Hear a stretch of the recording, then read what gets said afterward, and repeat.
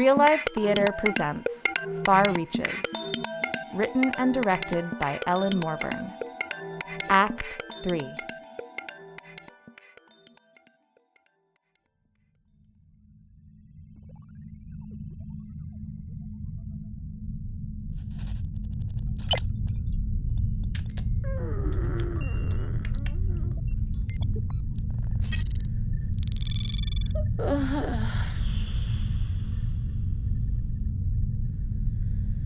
First witness for the third planet 16th system Far Reaches. Special report. My planetary scans have proven part of my hypothesis correct. My original interpretation of how much time has passed on this planet was incorrect. My assumptions about indigenous evolution on this planet were correspondingly incorrect. I know how the atmospheric gases came to be. I know how the mineral oil came to be globally integrated into the biologic matrix. I know why the background radiation is so high for a planet of this size and composition. I must conduct my interviews and run a few more tests with the rest of the clutches on the planet in order to prove the remaining parts of my hypothesis. Pause report.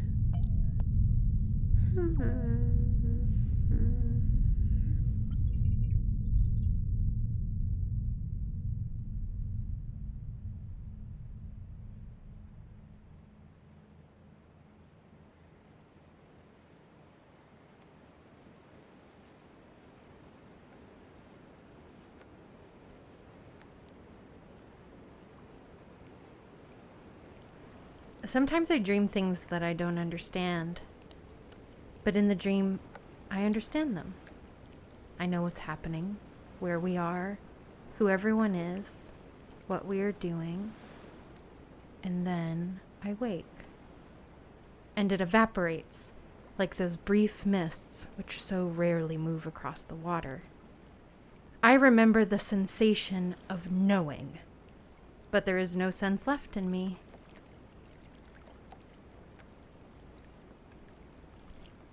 It's been almost a moon since you were here. I'm sorry. It's all right. I just wondered. You're very quiet today. Yes. Would you like to talk about your feelings? No, thank you. Thank you very much for asking. Would you like to ask me questions about anything? Oh. Not really. My apologies. No apology needed. Could I sit with you on your raft, perhaps? I apologize. That was presumptuous. No,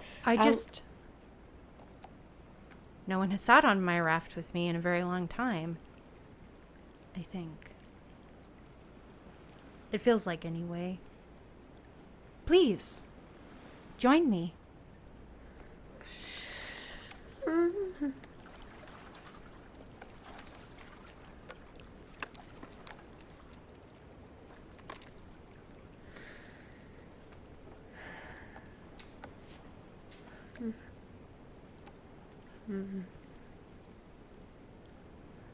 This is very nice. Yes, it is. Thank you.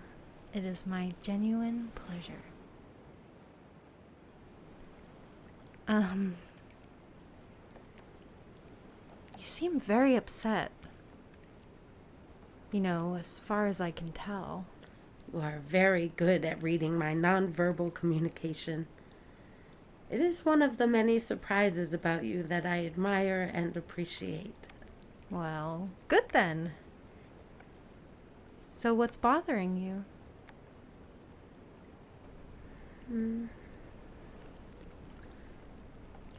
I don't have anywhere else to be. I'm in no rush. I've got enough roaches laid by to last me several days and nights. I could even eat 8 times in one day and night, at least twice.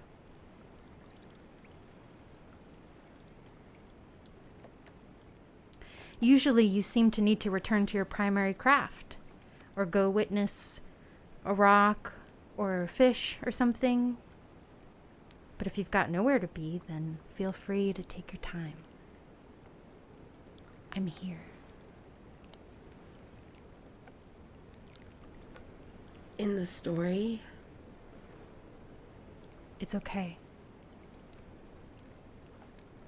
in the story, there was once a great deal more land. The water still covered most of the planet, but there were continents too. Those are just really big land. Really big. Huge. And lots of water was frozen solid. You know about ice? Yes. It's when water is very cold and somehow also hard and sharp. Is that right? I'm sorry, I'm having a hard time remembering exactly. Please don't apologize. You're perfect. There was ice so thick and so vast that it seemed like more continents. And all over the planet, there were millions of different kinds of animals. Creatures both on the land and in the water that would seem so strange to you. I'm at a loss as to how to describe them to you. And there were plants. Not just algae or those rare kelps your people sometimes harvest in the shallow water. Millions of kinds of plants. On the land and in the water. The world was so full of life that it is staggering to imagine cataloging it all. And so densely packed because of the small size of the planet.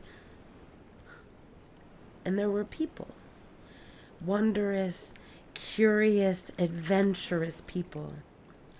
People who presumably loved and lived and killed and grew and died and did all the things that make people wonderful and complicated. There were so many people that they lived on every land. Some even lived on the big ice. Some even lived mostly on the water, like you. The people were capable of anything.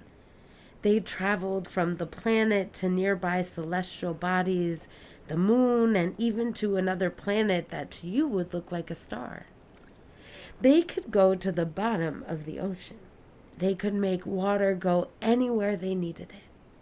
They could change the land or the water or the air in any way that they needed to live and to be comfortable.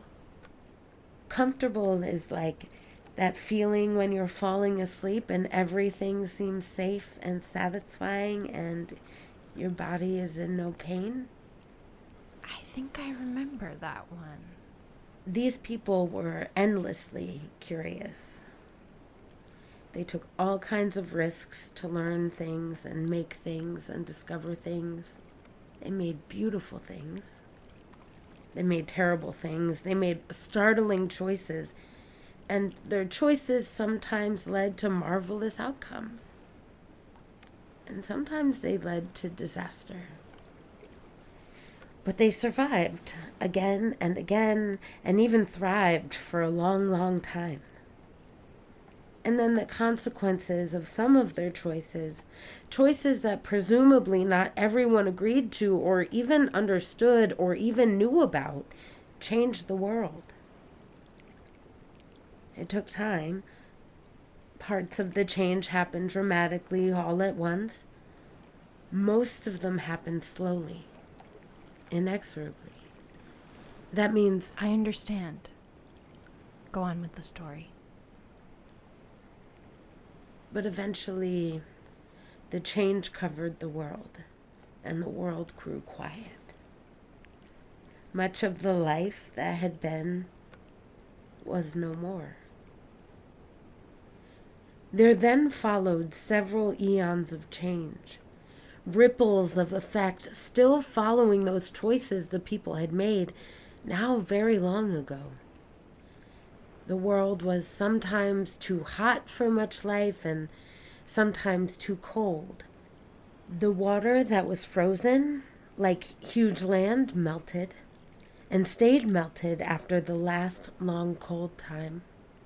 There had been so much water locked in that ice that once it was liquid again, it covered all the land, all but a few spikes of rock. The world was truly still now.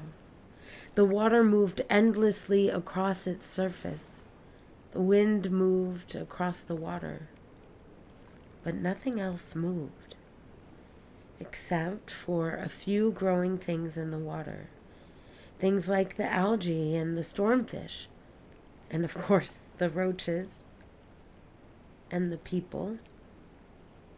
Yes, those same people who had destroyed the world they knew and created a new one. They survived yet again. Except they couldn't really. They couldn't survive the huge changes they had wrought. Not really. But they knew that they could survive here again one day. Long in their ruined future, they would be able to thrive again. And so they made themselves bodies that could last the eons. They made people out of their own genetic material, people who could replicate again and again through all the terrible, terrible changes in the world. People who were expendable, but could effectively pass the memories of the first people down through the eons until such time as the world was ready for those progenitors again. And then the clones, who had diligently survived through all the chaos wrought by the first people, would give up their bodies. The next generation of children born would not be like them, not be their own, but would be newly made bodies for the first people. These new people would remember everything and could start over however they liked, perhaps once again shaping the world to their comforts. The clone people would cease to exist, their sole purpose in life accomplished.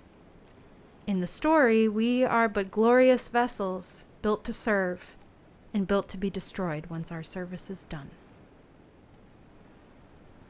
Are you all right? Tell the rest of the story. In the story, the clones will continue to replicate and survive for as long as it takes for the world to be stable enough for the first people to emerge again. In the early eons, as the global climate moved through extreme states, new generations had to be born constantly. For a time, this kept the memories of their mission more intact, as it passed down so quickly through the clones' extremely short lifespans. But the world healed. Life returned. The clones were able to slow down, live longer, experience more.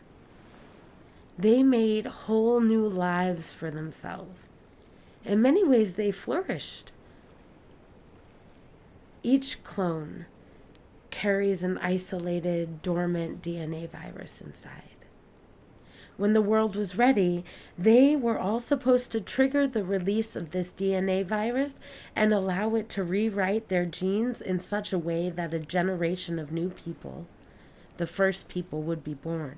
After birthing these new first people, the clones would become completely infertile. They would raise the new people, live out the rest of their shorter lifespans, and then die. Their line ended. But the clones' memory of their original mission had become confused. It had degenerated as the clones lived longer and more complicated lives. There are always the same number of the clone people. Each time an adult clone dies, two people in the deceased clone's birth clutch become fertile, and the next child born there is the same template as the one who died.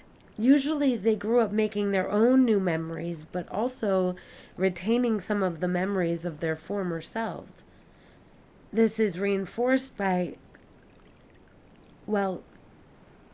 by the unique way the people absorbed their dead. After the world had turned to water, the people were forced to use the bodies of their dead to make, well, everything. Bones, skin, hair, fat, intestines, and tendons were precious resources. And the clones evolved a culture around the passing on of their bodies into the building of the rafts. After each death, we take each other apart with reverence. Cleaning the bones and tanning the skins is a holy process. We offer gratitude to the life of our forebears and weave their bodies and their stories into our rafts. It is an efficient and sacred ritual. And every time we touch a tool or a raft or our clothing, we remember the person and people it came from. All their layers of stories on top of our own. But this practice has an unexpected cost. As our mission memories faded and melded, and as we continued to be born and reborn endlessly, and as we wove our own memories into our storytelling and into our rafts, it became easy to disturb the balance of our minds. All people are basically the cumulative collection of their memories. But each clone is carrying layers upon layers of thousands upon thousands of years of memories. I remember watching an elder become violent and try to murder another family member. I remember watching several teenagers throw themselves into the cold, deep waters to escape the roar in their minds. I remember when my family and I laughed so hard we wept. But although it felt wonderful, not one of us could remember what was so funny. I remember when my clutch managed to remember our mission, and we had to decide whether or not to release the DNA viruses. But then, why can't I remember what happened next? How is that? You've just reminded me of everything. I've just remembered everything. About my own life, about my people. Everything. Why can't I remember the last piece? Because this is not the first time this has happened. Explain. The world has been stable enough for the reemergence of the first people for a long time. Each time the clones reached the moment where they were supposed to release the DNA viruses and erase themselves to make way for that grand reemergence, they didn't. I cannot offer any details about why not or how it worked. I can only show you the evidence I've gathered which proves that it happened. The first time the world was stable enough, that generation of clones remembered their purpose. For whatever reason, of which I can speculate many, they decided to ignore their programming. Although this worked for a time, it caused a faster degradation of their memories as they strove to ignore their mission and continued to deal with the accumulation of eons of their own memories. Their whole race began to degrade. But the clones have a built-in backup for degradation. Just as they survived endlessly dying and being reborn during, for example, the severe planet-wide temperature fluctuations, a generation was born that did not remember the mission. A reset to protect the health of the clones and give them a chance to try again. Once again, they began to live their full, complicated lives as raft people for generations. But then They remembered again. How many times has this happened? How many times have my people reset? Tell me. at least 4.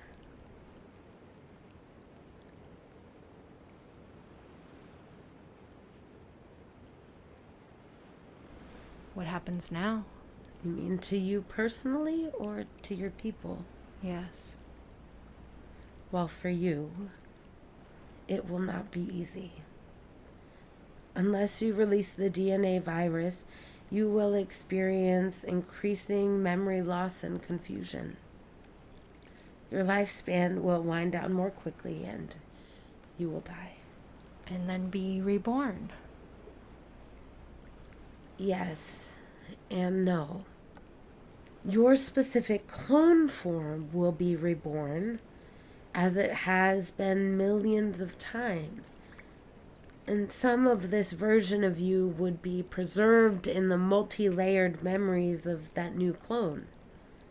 However, Since I left my clutch, they do not know my stories. I will not be well remembered. My body will not become part of our rafts. yes. This means that although your template will live on, this specific life that you've lived will most likely be forgotten. And to my people? They face the same choice they always will. Either to let their species die out in deference to the re-emergence of the first people, or else to degrade until the next generation resets. As far as I can tell, if they continue to reset, this pattern could continue indefinitely. Why did they do this to us? Honestly, I don't think they thought you all would be so complex, rich, real people. They thought of us as dolls, incubators. Yes. But they probably did not mean to. They probably did not know. But maybe they did. Possibly. I don't know whether it hurts worse to be doomed by negligence or intention. I don't know what to say. You've said everything I needed. Thank you. My friend. It's all right. No, it's not. It's terrible. I have never felt so many feelings. I don't know if I can continue breathing. I wish I didn't know. I wish I'd never come here. If you hadn't come, I'd still be doomed. But I wouldn't have known you. I'm sorry. No need. No, I mean, I'm sorry I said I wish I'd never come here. This has been the most profound experience of my life so far. I'm so grateful to you. I'm so grateful for you. Me too. For you. So what now? I have a question for you.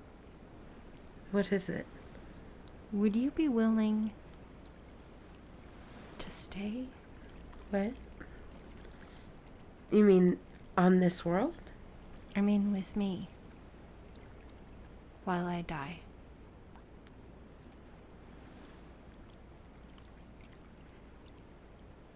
Take your time. Yes. Thank you. How far gone am I, actually?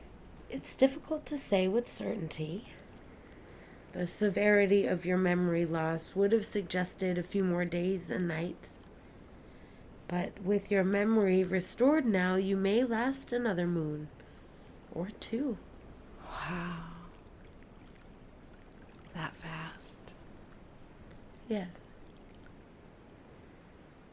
Well, better get to it then. Come on. I'll teach you to pilot the raft. And then you can show me how to pilot that thing of yours. Why? Why not?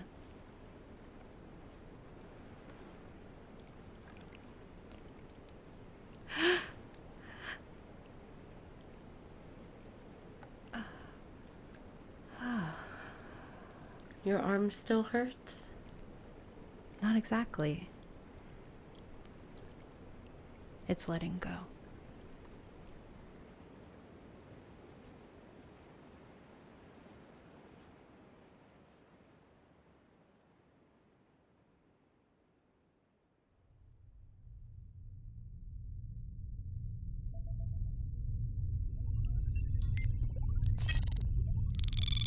First witness for the third planet, 16th system, far reaches. Final report. I have completed 2 decades of witnessing on this planet. I am glad that my other reports have all been received and found to be satisfactory. I know I am expected to be particularly honest about my feelings in this moment, but in all honesty, all I can say is that I am full. As mentioned in my previous reports, the third planet of the 16th system in the far reaches of our galaxy has remained stable in all its patterns and data over the past several cycles. I recommend a fallow period of at least 4 decades before any further witnesses are sent to this world. I have no conclusions to offer to this period of witnessing. I remain unchanged in my assessment that this world's next evolution are worth returning to check on. Thank you for my next assignment. I will proceed to the third planet of the 15th system and take my place as 7th witness there upon the completion of the current moon. Although I look forward to this position, I would like to formally request that my subsequent post be at a planet that is in a more stable condition. Thank you. End report. So we have a handful of days and nights together before you go? We do, I'll miss you. as I will miss you. Thank you again for coming with me after I visited your clutch. It means a great deal to me. It has been my pleasure. I'm sure that it has. It has been mine as well. Will I ever see you again? It is unlikely, Oh, but remember, you know my stories, I remember. and you have my first friend's stories as well. Of course. And I will carry the reports of our relationship with me always. Yes. Why did you seem tired? About your next post? Oh, it's nothing. Please tell me. It's just that world is in a very similar predicament to the one that your own planet faced all those millennia ago. When they made us? About then, yes. Probably they are not quite that desperate yet. The last witness reported that most of the inhabitants were not yet even fully aware of their impending climate disaster. So it's hard to predict exactly what has unfolded since that witnessing about 4 decades ago. What will you do? I will witness. Will you help them? If any of them are interested in listening, I will tell the stories of your people and your planet's first people, and of the other worlds whose reports I've read that face similar circumstances. And we'll see what they do.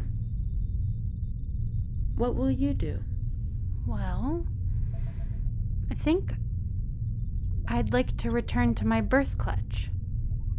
I've loved being out here with you, but I want to be surrounded by family, and I'd like to bring the stories of your first friend home to them.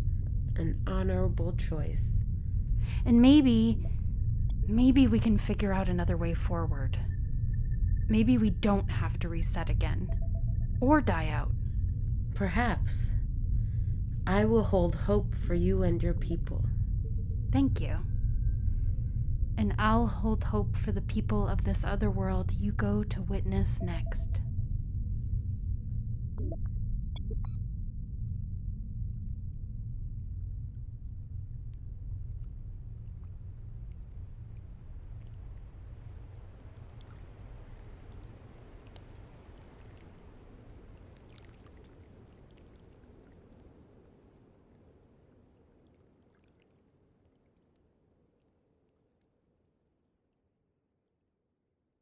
End of play. You have been listening to Far Reaches, presented by Real Live Theater. Written and directed by Ellen Morbyrne. Production managed by Syl Simmons. Performed by Linda Tardif as the Raft Person and Trenda Loftin as the Witness. Sound design, recording, and editing by Rachel Hall. Theme song composed by Cynthia Zaitz, Ph.D. Your support keeps us going. You can donate securely at any time on our website at www.reallivetheater.net/donate. Thank you. This program is supported in part by grants from the Amherst, Burlington, Greenfield, Hadley, Holyoke, South Hadley, and Springfield Cultural Councils, local agencies which are supported by the Mass Cultural Council, a state agency.